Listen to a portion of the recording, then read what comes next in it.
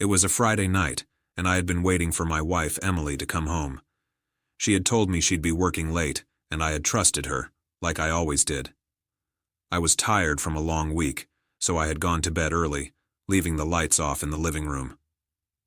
Then, around midnight, I heard the front door creak. Footsteps. Slow, deliberate. I decided to turn on the hallway light. Just a simple flick of the switch to make sure everything was okay. Emily stumbled back, her eyes wide, her face pale. For a moment she couldn't speak. Her hand flew to her mouth, her body frozen like she'd been caught red-handed. I didn't need words. I could see it in her expression, the fear, the guilt, the panic. What are you doing up?" she stammered, trying to sound casual, but her voice trembled. I kept my tone calm, though my heart was racing. "I was waiting for you. You're late." She hesitated, glancing down at the floor, then up at me. I got held up at work. Some thing came up." I frowned. Something in her demeanor told me she wasn't being honest. I knew Emily well. I knew the signs. Hesitation, avoiding eye contact, the nervous shifting of weight. I stepped closer. "Emily, tell me the truth." Her eyes darted to the side, then back. She swallowed hard. I didn't come straight from work," she admitted, her voice barely a whisper. I felt a chill run down my spine. My mind raced. I had suspected she'd been distant lately, coming home later, texting in secret, laughing at messages on her phone that she quickly hid when I walked by. Could it be what I feared?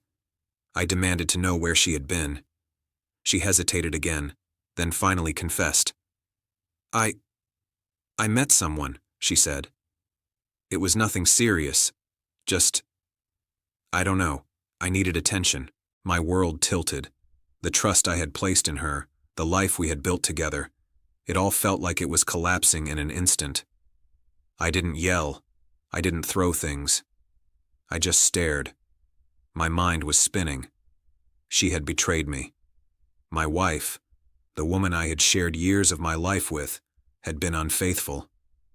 She tried to explain, stumbling over words, tears welling in her eyes. "It didn't mean anything. I love you." I swear it meant nothing. But the evidence of her guilt was in her face, in her trembling hands, in the way she avoided looking at me.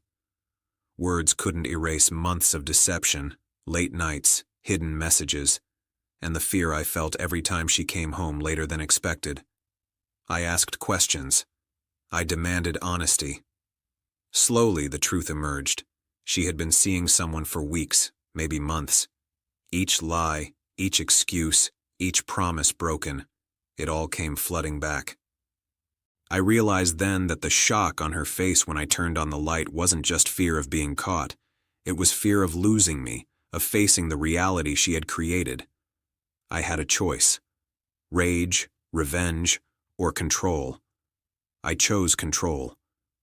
I told her to leave the bedroom, to pack a bag, and to stay at her friend's place for the night. I didn't touch her. I didn't shout. I simply turned to the wall, letting the silence speak louder than any argument could.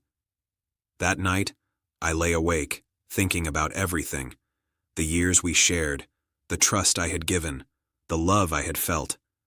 Betrayal isn't just a moment, it's the unraveling of everything you thought you knew. The next morning, I made a decision. I would confront this, but I would do it on my terms. I would get the truth, the clarity, and then decide the future of our marriage.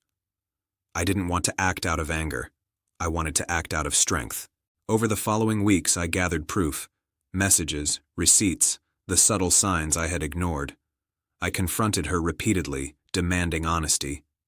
She broke down each time, admitting more than I wanted to hear. Eventually, the reality was undeniable. Our marriage was broken, not because of one late night, but because of months of deceit. Every stolen moment, every hidden meeting, every lie, it all added up. I had trusted her completely, and she had betrayed that trust. That Friday night, when I turned on the light, it wasn't just a physical light. I illuminated the truth. And the truth hurt.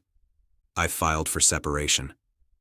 We went through counseling, arguments, tears, and legal proceedings.